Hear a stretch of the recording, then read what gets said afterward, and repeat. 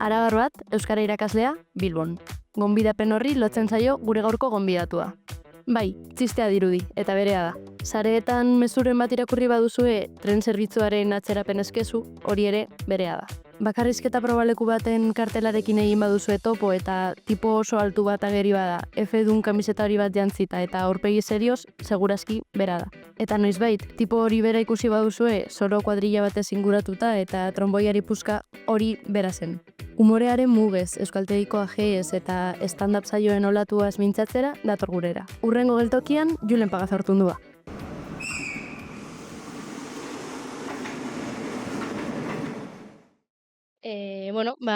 Kaixo, ongi etorri Julen eta ongi etorriak guztiok hurrengo geltokiaren bigarren saiora. Bideoz ikusten ari zaretenentzat aldaketa batzuk egin ditugu, hobekuntza batzuk edo, sofa aldatu dugu, besterik ez. Eta hori, esan bezala Julen Pagazortundua da gure bigarren gonbidatua. Azken aldian bakarrizketaen bueltan ikusi izan dugu bai eskualdean eta bai eskualdetik kanpo, eta pixkat horren inguruan hitz egitera dator gaur. Zer moduz, Julen? Ondo, oso eskertuta gonbidapenagatik eta sofa berrian gustora. Posten naiz. Duela urtebete, hasiko garaia horre zuzenean nasako. Duela urtebete hasi zinen bakarrizketetan, ez? Donostiako Bagera elkartea eta Egin Karkar kantoratutako ikastaro batean parte hartu zenuen, gero sortu zenuten bertan testutxo bat eta Tabakaleran aurkeztu zenuten. Baina hori baino lehen galdetu nahi nizun umorearekin berarekin noiz hasi zen zure harremana edo ea noizbait konturatu zinen esan zenuela, esaten duan honek edo idazten duan honek grazia egiten du eta jendeak barre egiten du. Ez dakit, idazten hasi nintzen, duela urte batzuk, ez dakit pandemia urtean izan zen edo pandemia aurretik, Xabi Alvaradoke proposatuta, hasi nintzen testutxo batzuk idazten Aiaraldearako. Eta horietako batzuetan, saiatzen nintzen, umorea sartzen, eta umorea sartzen nuen horietan ikusten nuen gustora sentitzen nintzela. Orduan, nik uste, orduan hasi nintzela, apur bat kontziente izaten, idazten nuenean, gustuko nuen zeo zer egiten nuenean, kapaz nintzela umorea sartzeko eta zeo zer eragiteko. Niri bintzat eragitzen ziren, eta batzuetan inguruko eragiten ziela ikusten banuen, nik uste orduan konturatu nintzela. Eta gero hori Tabakalderan egin zenuen komo lehenengo saiotxo hori, eta hor ze hasi zenuen bidea, eta nola garatu izan da? Tabakalerakoa nik uste ondoegi joan zela, eta orduan hori izan zen, behar izan nuen aitzakia, umorearen edo stand-uparen rollo horrekin jarraitzeko. Eta urte bete berri den honetan, dozena bat saio edo izan dira, eta nahiko bandanduta probintzia guztietatik. Gehienak izan dira saio txikitxoak, aretoetan, gaztetxetan eta 15 minutuko bakarrizketak, 3-4 pertsona elkartuta, eta hori izan da gutxi gora bera. Hori aipatu duzu, hainbat lekutatik ibili zarela, eta urte bete edo daramatazula. Justo hasi berria zinenean, hemen Faktorian egin zenuten saio bat, Unai Apraizek eta zuk, eta horrei, aitzakia hori hartuta, elkarrizketatzo bat ere egin zitzaizuen, horre aipatzen zenuen, herrian, Laudion edo, behintzate inguruan, kanpoan baino urduriago edo sentitzen zinela, gertatu daiteke hori edo guztiz kontrakoa, babestuagoa eta orduan lasaiago. Jarraitzen du hori horrela izaten urtebete eta gero? Bai, herrian eta inguruan ezagunak badaude, ez da gauza bera. Beti saiatzen zara edo, behintzat, ni saiatzen ez, horretan ez pentsatzen, baina ezagunen bat baldin badago, ez zuen zuten, sentitzen duzu, epaitu izango zarela, pertsona honek badakin hor naizen, kontuz ez esaten dudan, kontuz berak zeulertzen duen, eta bai, naiz eta, urtebete ibili honetan, eta euskaltegiko lanak ere, jendaurrean hitz egiten lagundu, oraindik herrian, Bai, kostatzen da pixka gehiago. apur bat bai. Bai, horrezaten zenuen ere, zaiena bakarrizketa sortzerako orduan, edo gidoia sortzerako orduan, kontzeptualizazioa bera edo ideia pentsatzea gero ez hainbeste txisteak edo ez erremate horiek, baizik eta ideia bera pentsatzea dela konplexuena hori. Landu daiteke, nola, entzaiatzen duzu? Niri elkarrizketa, zuk diozun elkarrizketa horretan aipatu nuen zailena iruditzen zitzaidan zela premisa hori aurkitzea, ez? Abia puntua. Eta horretan jarraitzen dut. Horretan jarraitzen dut. Premisa on bat edo ona dela uste duan premisa bat aurkitzen duanean, iruditzen zait, aurkitu duala behar nuena eta orduan, bai, txistea ez, hortik abiatuta txistea, errematea, aurkitza, baina beste kontu bat, errazago iruditzen zaidana. Baina batzuetan pasatzen ditut, hori, asteak behar dudan premisa hori aurkitu gabe, eta iruditzen zait, ez naizela kapaz izango beste txiste bat idazteko. Pero beti agertzen da, Baina... Eta, claro, pentsatzen dut, nolabait zure saioak moldatzen dituzula lekuaren arabera, azkenean tokikotasunak asko egiten duelako, ez? Asko baldintzatzen duelako, claro, jendearentzat ezagunak diren gauzak direlako azkenean hor sortzen delako txispa hori, baina behar bada, ez dakit, asko ezagutzen ez duzun leku batera zoazenean, nola egiten duzu? Saiatzen zara, tokian tokikoaz bustitzen saiatzen zara, antolatzaileekin hitz egin da, edo agian inguru hori, herri hori ezagutzen duene bakarrizketariren batekin hitz egin da, saiatzen zara. Ezin duzuna egin, eta hori lan handia da, saio bakoitzerako, ez, toki horretarako espezifikoa den bloke bat pentsatzea, bakarrizketa oso bat ez, lekuari buruzkoa. Bolo asko baldin badituzu, buruko minarekin mokatu duzu. Eta gero, aipatu izan dugulen, probalekuen formatu hau, ez, bakarrizketa probalekua dela hainbat Euskal Herriko hainbat zokotan edatzen ari dena, hemen faktorian ere bai, zuk zeu dinamizatzen duzuelako ziklo bat, zergatik da formatu honetan eta ez behar bada ez, probalekuak duena da, probak direla, ez dela nolabait show perfektu eta itzi bat, baina zergatik da hau garrantzitsua zuentzat eta formatu hau honek zein indargune dituen. Formatu honek duen abantaili handiena, guretzat, da, txiste bat, edo batzuk sartzen ez badira, badaukagula, ez, aitzakia. Baina horrelako espazioak behar ditugu, hain zuzen ere, orain gertatzen ari den boom honetan, lekuak espazioak ez edukitzeko, idazten dugun hori probatzeko. Bestela, denak bakarrizketa saioak izango balira, bakarrizketa saioa dela esatea, beste etiketa bat jartzea da. Probalekua denean, beste lizentzia batzuk har ditzakezu, sarreren kontua esaterako. Ez da gauza bera, probaleku batera zoazela edo bakarrizketa saio batera zoazela esatea, ez? Eta, ez dakit, orduan, entrenatzeko lekuak dira. Entrenatzeko lekuak. Eta zuk pentsatu izan duzu noizbait, behin hori gidoitzoa edo prestatuta, hau benetan txiste ona da, eta gero ara joan, bota, eta jendeak esarrapatzea, edo ez sartzea, alakorik gertatu izan zaizu? Bai, eta hain konbentzituta egon txistea ona zela, txistea errematea bota ondoren, isilik geratzea. Nik uste, txalo jo behar dutela eta txalo joko dutela. Ez dago txalorik. Hori ikasten duzu. Errematea botatzen, eta txalorik ez badago, aurrera egiten. Eta batzuetan kontrako ere gertatzen da. Txisterik ez dagoela uste duzun lekuan, txaloka aztea jende, ostara ez da sorpresa hartzea. Ja, claro, horrelako egoera batin nola egiten diozu aurre, besterik gabe, aurrera jarraitu, eta ez dago besterik. Bai, hasieran nik uste hori gertatzen zaizunan, saiatzen zarela alik eta lasterren berriro, ez, testua berreskuratzen, saiatzen zara hitz egiten jarraitzen.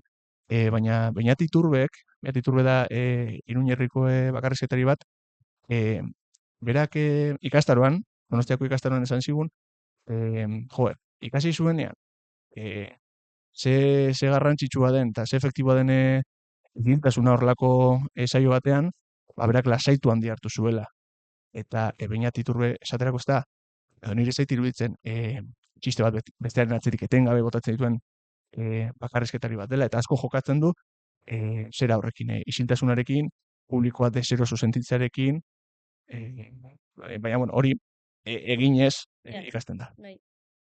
Claro, orain dago ere datuta edo batez ere gazten artean edo eta oso azkar esaten den hitz bat da cringe, inglesezko cringe hitz hori eta behar bada eh, ez dakit sentsazio horri da iguina grima beldurra diozun ala ez? Ez. Ke ba. Agian hasieran, baina ez. Oraintxe aipatu den iturbe horrek, beinatek apur bat ez, begiak ireki zizkigun, eta hau bakarrizketaren parte da, humoraren parte da, eta guztiz naturala da. Eta, dute Aitorri elkarrizketan, Aitor Azpururi elkarrizketan aipatu niola, humorezko bakarrizketa batek ez duela zertan beti barrea eragin. Zeo zer eragiten badu, joder, ostras, oso ondo.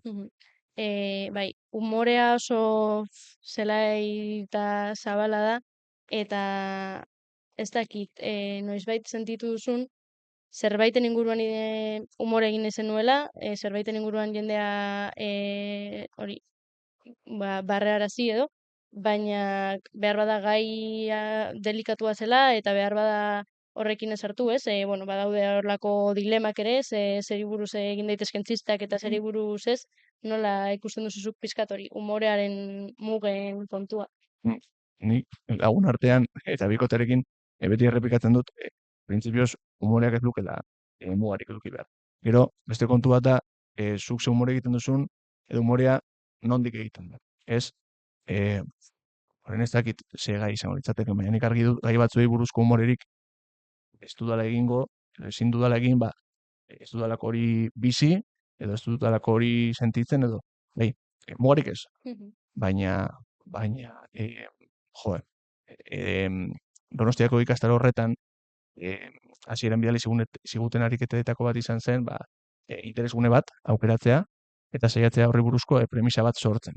Orduan, nik hasieratik oso sartuta dute nire bakarrizketetan, bai arabartasuna, bai arabartasuna gehi, euskalduntasuna, euskal irakasle izatea, eta horrelakoak bai. Baina mugarik eduki behar duen galderari, ez du mugarik eduki behar. Gero kontua da hori, ez? Nork egiten dituen txisteak gai hoien inguruan, pertsona horri dagokion, ala ez, privilegioen kontua, eta baina printzipioz.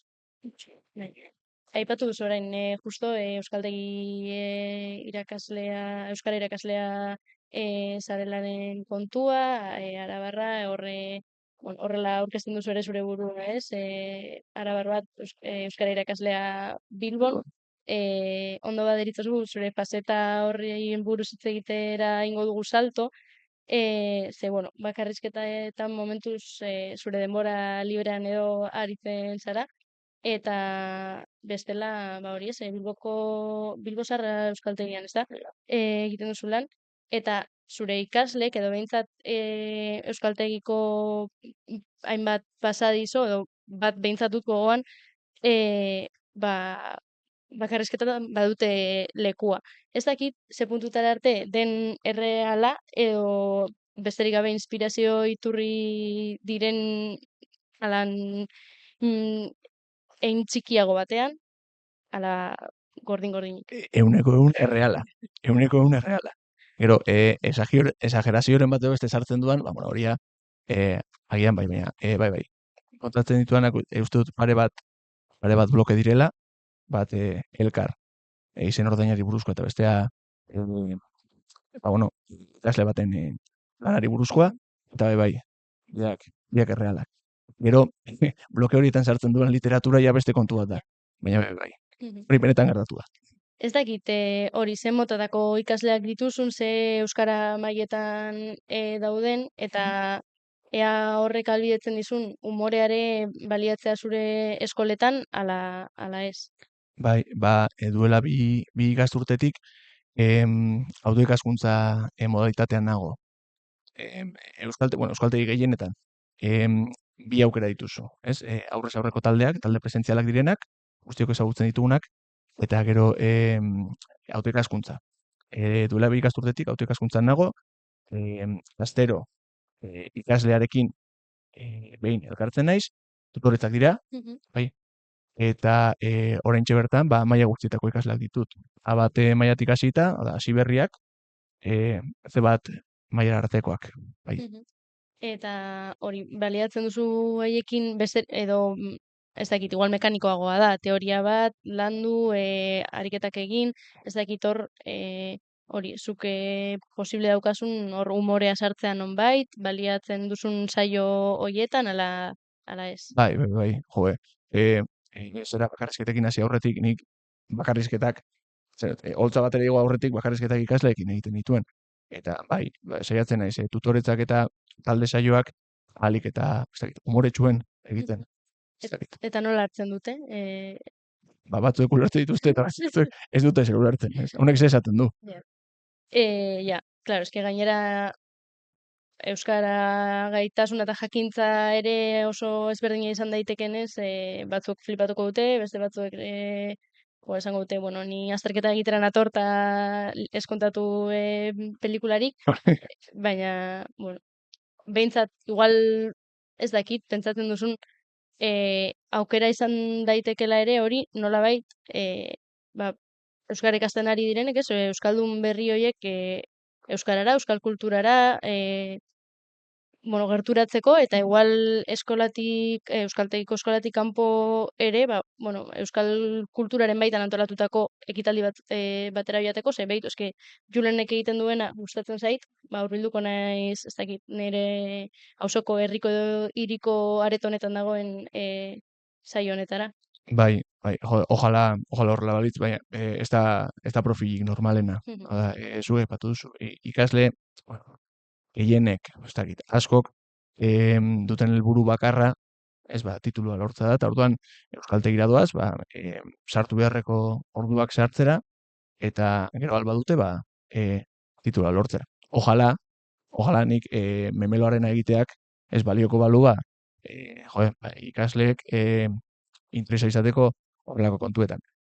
Baina ez nuke nahi nik ikasleek holtzan ikustea. Hori galdetu behar dizut, ze momentuz ez zaituzte ikusi, ez? Eta ikusi banaute ez diate esan. Ez. Ojalá ez. Be, laneko bizitza eta holtzakoa Hori da. momentuz. Ez gainera, hori kontuan hartuta, haiei buruzko txisteak egiten dituela, ez, hobeto zetz. Oso ondo. Bueno, aipatu dugu, boom moduko bat egoten ari dela, ez? Hori, bakarrizketak, stand-up saioak, eta, bueno, esan izan dute ere, bakarrizketariak bertsolari berriak zaretela. Ez dakit, nola ikusten duzun zuk boom hau? Ez dakit, positiboa, gun positiboa. Horrela, jendea izendatzen hasita, Asier Galartzak, musikako bakarrizketari batek esaten du, bakarrizketa saioak ez direla pertso saioak, eta eskerrak. Ba, bueno, ez dakit postekoa, horrelako buma izatea, eta, bueno, bakarrizketak izan dira, beste dozer izan ziteke, baina bakarrizketak izan dira, ba, postekoa.